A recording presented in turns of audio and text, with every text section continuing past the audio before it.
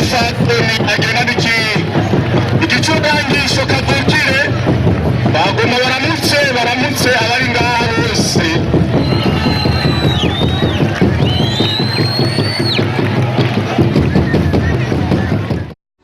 Wakwisi n'ukwitonda ubuntu burihabwa umuntu nuwovugwa neza bamwe banabikora bamwe bakunda habe makato kwivurizako ko boshikanuye imbere baja dusanya kwa mustane n'uronya yakwarongoye Fondation Femido Jaba muce muhaguruka muzibahe kugira dukoreshe umwanya unyaruka cyane.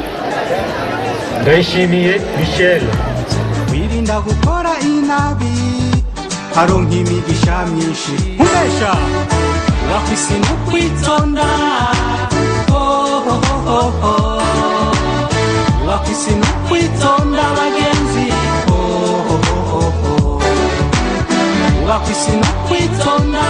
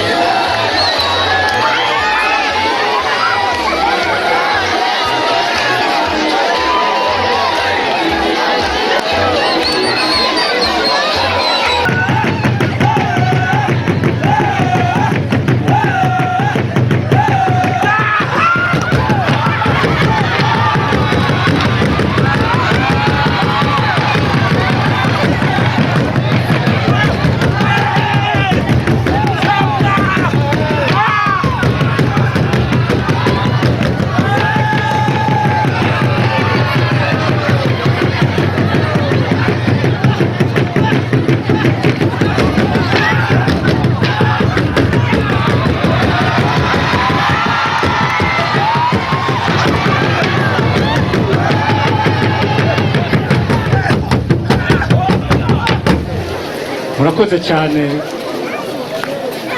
kumva ijambo, murakoze kandi cyane kuba mwanyakiriye n'abo twagendanye bose bo muri Fondation Femido Jaba.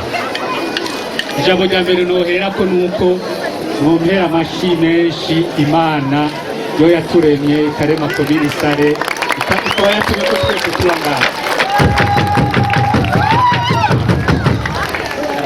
Ayo mashigira mwakomeye umwana w'umuntu, ayo ntabereye Imana, muyongere. Murakoze. Imana nta kuyisondeka kuko muri komine yacu Isare yaraduteye iteka rikomeye cyane. Turavye izigabirano za bano bana bo mu Isare na jewe ndimwo, biraryoshe kwishimira ibintu by'iwacu, kandi na jewe ndanezerwa niyo mbona mwese munezererwa n'ibintu by'iwacu, kuko tutanezerewe twebwe bene vyo biragoye ko n'abandi babinezerewe sivyo kandi abo babikora n'abana banyu ni bene wanyu n'inshuti zacu twese ndabasabe abo bose mwabonye baciye ngaha mubakomera amashi menshi cyane